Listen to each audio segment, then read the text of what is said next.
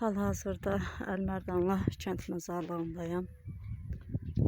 Gəlmişik kəndimizin qəhrəmanı, elimizin, obamızın qəhrəmanı Rəvanımızı ziyarətə. Allah ruhunu şad eləsin. Allah doğmalarına səbir versin. Gördüyünüz kimi Rəvanın bəy otağıdır bura. Nur üzlüm, gülər üzlüm, elimizin, obamızın qəhrəmanı.